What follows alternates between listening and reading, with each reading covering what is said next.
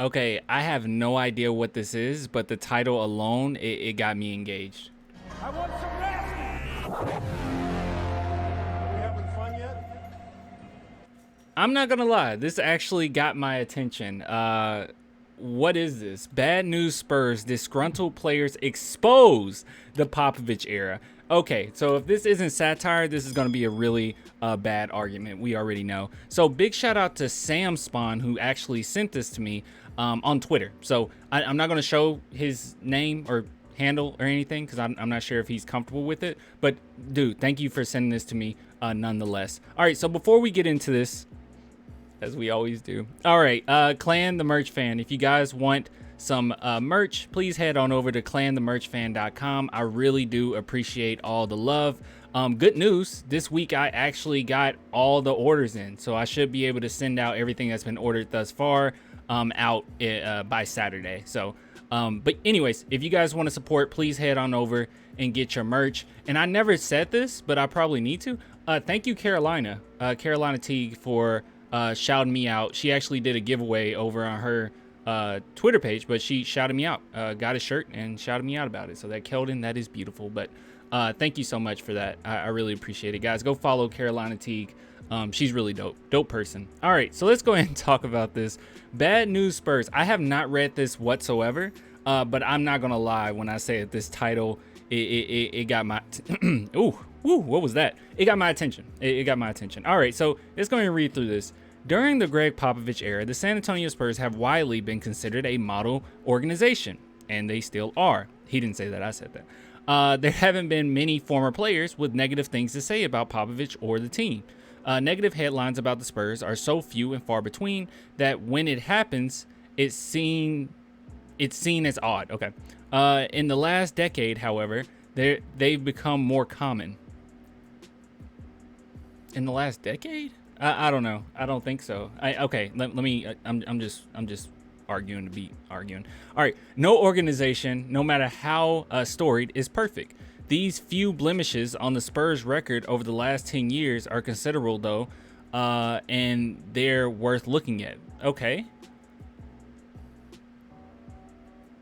I don't know. Disgruntled players expose the Popovich era. Then right here, you're like, oh yeah, it's not that big a deal. I don't know. All right, Steven Jackson. I guess I shouldn't be surprised he's right here, but we're gonna talk about Steven Jackson. Steven Jackson's career never recovered after being cut from the Spurs just before 2013 postseason. On his All the Smoke podcast in 2019, Jackson told his version of the story where he said the Spurs weren't giving him enough minutes to get in a rhythm. After being called into Popovich's office and realizing he was about to be cut, and said, I wanted to kick him in his effing face. When I saw his face, I wanted to kick the ish out of him. He wanted to kick Popovich in his face.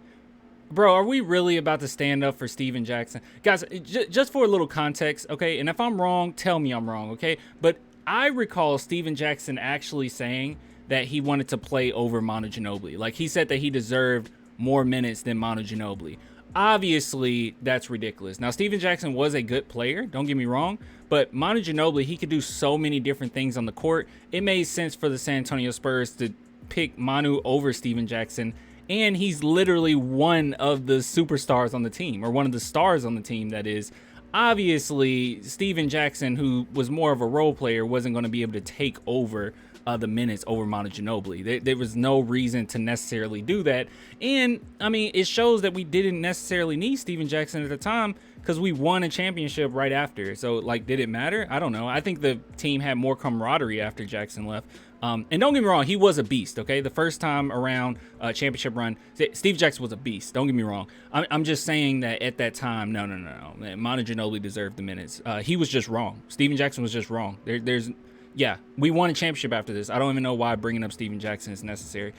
Jackson went on to say the Popovich orchestrated a scenario where Jackson would cut himself from the team. He claimed that Popovich showed him game footage of all his bad plays from the season and then gave him an ultimatum. Call in Danny Green and Manu Ginobili and admit to them they were better than him or leave. And they were!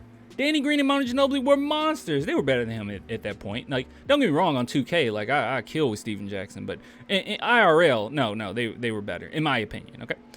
Jackson realized later that Popovich did that to make it his decision, but it's ultimately the result Popovich wanted.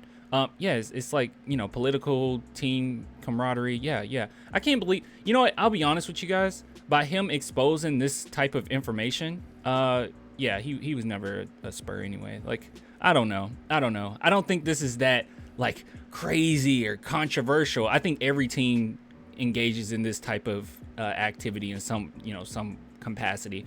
There's politics involved. You have to make things look a certain way for team camaraderie. I mean, it just is what it is. All right. Anyways, Jackson recalls that shortly after he got home from the Spurs facility that day, his friend Trace McGrady called him and told him he just landed in San Antonio and was joining the team. Then when Jackson knew it was all planned out, Jackson went on to say that he heard Popovich say that he regretted the way the whole situation went down, and Jackson appreciated Popovich for that. I'm sure, yeah. The damage to Jackson's career, however, was already done. Jackson insists that the Spurs losing the 2013 NBA Finals to the Miami Heat was karmic justice. Oh my gosh. Stating, I would have got that rebound. I would have locked up Ray Allen. They lost, and that's good for them. Really? This is just questionable character, bro. I don't know. I have no idea. Maybe Jackson on the team would have hurt the team. I have no idea. Maybe his personality wasn't good for that specific team. I have no idea. But the idea, like, oh no, I would have locked up Ray Allen. I don't know if you even would have been out there, my boy. Like, that's, I don't know. That's just silly to me. But yeah, that was a great team, by the way, the 2013 Spurs. Kawhi Leonard and Danny Green. You know, I want to say this too. Danny Green was an absolute monster in the 2013 finals. Like, absolute monster. There's no way. Him and Gary Neal, they probably would have got minutes over Jackson. I mean, just being real. I'm just being honest. But moving on. Kawhi Leonard. Of course, oh my God, we're talking about Kawhi. Okay. Of course, we can't write this piece and not cover the Claw himself, Kawhi Leonard. Let's go back to where it all began. No, I don't care. Yep. Zaza Pachulia injury. Yeah, I don't care. Leonard complained about soreness in the tendon that connect. This was all BS, by the way. Fellow teammate Tony Parker had, and he did have an injury, but I'm saying the way that it went down was all BS. Fellow teammate Tony Parker suffered the same thing. Yeah, we know. And then Tony said that he suffered the same thing. Why can't he come back? All right, so let's go through this. Why did Leonard sit out for almost the entire season? Did he want to force a trade? Was he seriously injured? Find out next time on Dragon Ball Z. Can we blame it on his uncle taking over his management? This is exactly it. Yeah, that's the one. Both parties have never spoken openly about what had happened between them.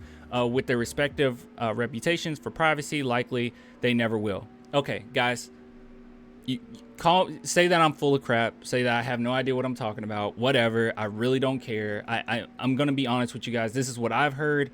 And as you guys know, if you follow me long enough, especially when I had the Spurs Dynasty page on IG, which is still there. It's just a different name. It's just Clan the Spurs fan now. Spurs Clan. But anyways, if you guys remember that time period, I actually got some really good info from somebody that was in the organization, literally in the organization, that, you know, confirmed and everything.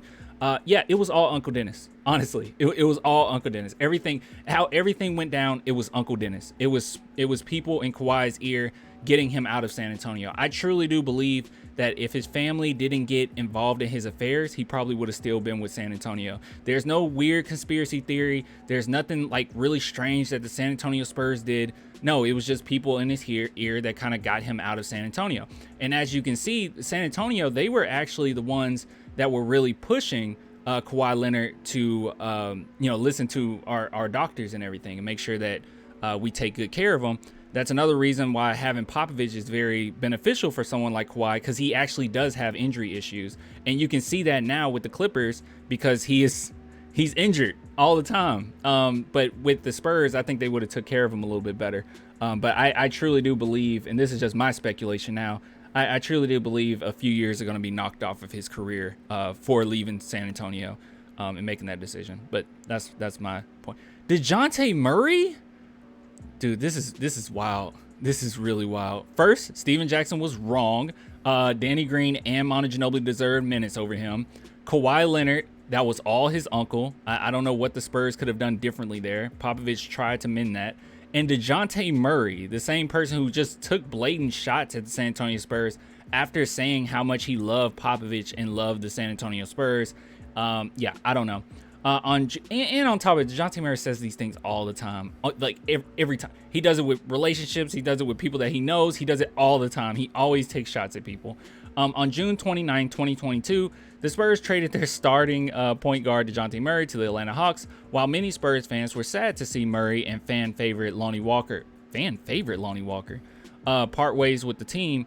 Reality eventually set in. Soon, attention shifted to the new 2022 draftees. Just as the Spurs fans base began to come to terms with the new reality in San Antonio, Murray told Twitter to express the joy he felt being in Atlanta. He later clapped back at angry fans, saying the problem in San Antonio is bigger than basketball. And by the way, he says this bigger than basketball. I noticed this. I didn't know this before. He says this phrase all the time, like apart from this situation. He does it all the time, so I don't think it means anything. Murray further claimed the Spurs will not be in title contention for 15 years. And what does he know? Like, honestly, what does he know? Like, maybe I'm being a little petty, okay? Maybe I'm being a little petty today. But, like, what does he know? What does Dejounte Murray know about winning championships or getting a title? What does he know? He doesn't know. Why are we taking this serious? But moving on. It was sad for the Spurs fans to see Murray drag the team after leaving. Most fans see this as forgivable and I don't know where you say most fans. And are willing to chalk it up to immaturity. Well, I guess that's true. Yeah, people do chalk it up to that. Some fans don't seem as willing to let it go. And Murray seems to be happy with looking petty towards Spurs fans. When the Pick a Side podcast did a segment on social media drama, co-host Joel Morin, I thought he was the host, I don't know, implied that Murray should have respect for the team that built him. True! Murray responded with the Instagram comment comprised of a long line of laughing emojis. The Spurs haven't responded to Murray's comment, and they never will. But this still stands out as a rare occurrence where a former player has strong criticism for the organization as a whole. So let me get this straight. Steven Jackson, questionable character. Kawhi Leonard, we know that was probably the strangest one, but it was definitely family affairs there. And Dejounte Murray, who's questionable character. Like, he's always been like this. Yeah, I don't know. He's a big troll. With the San Antonio Spurs exposed, what did you expose? More players are speaking up. Who? The bad press isn't limited to these three incidents either, with NBA players being interviewed more frequently now on podcasts.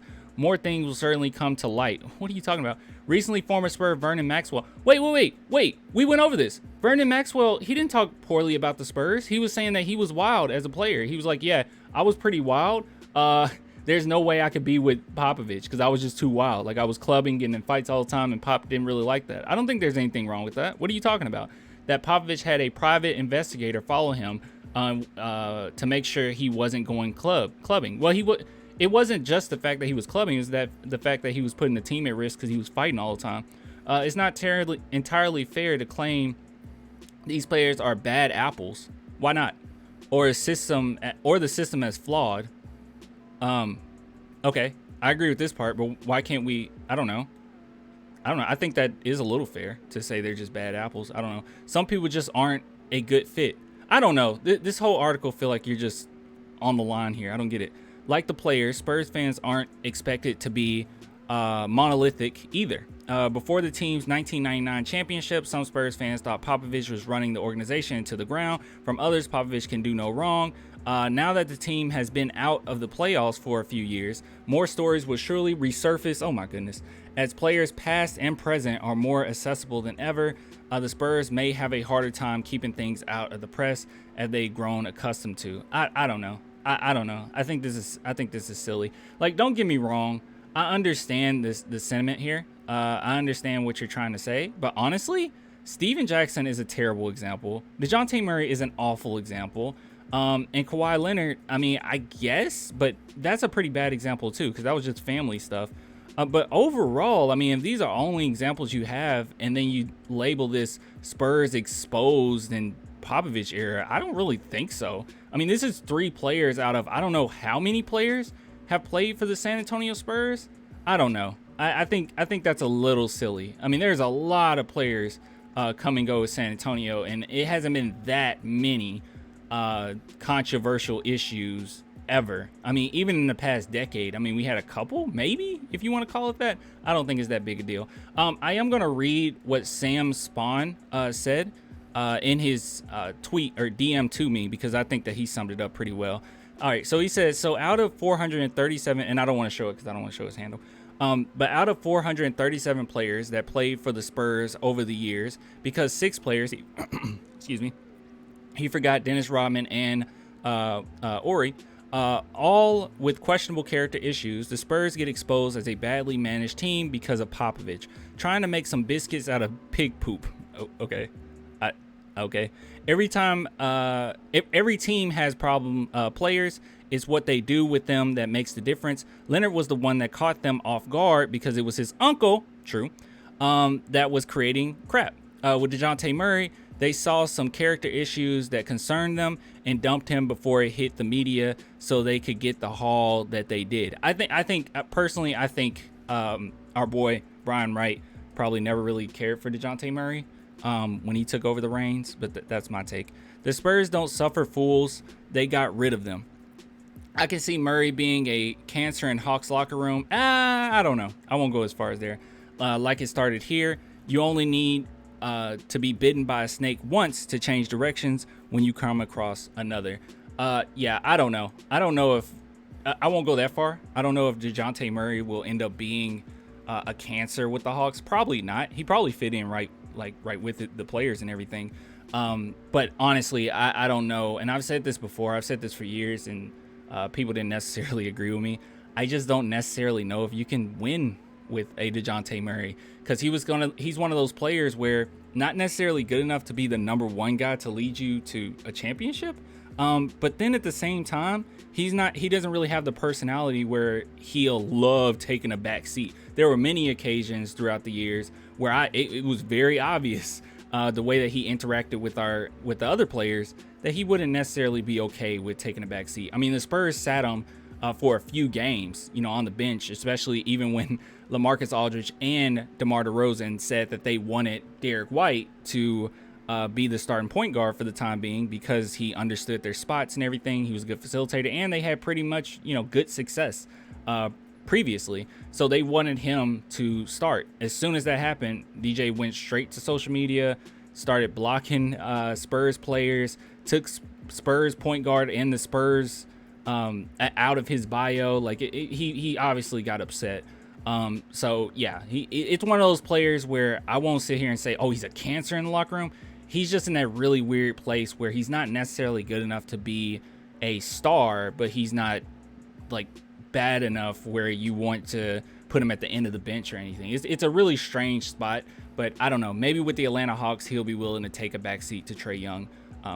We'll see. I don't know. But yeah, I don't know. I don't like this argument.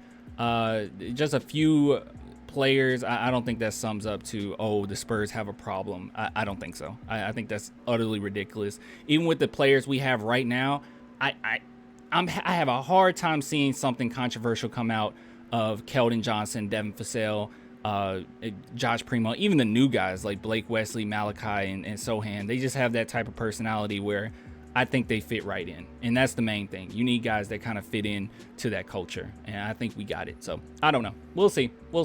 But anyways, yeah, thank you, Carolina Teague, for shouting out the merch. And once again, if you guys want to support the channel, please head on over to clanthemerchfan.com. Get yourself some gear, man. I'll get with you guys later. Till next time. Bye.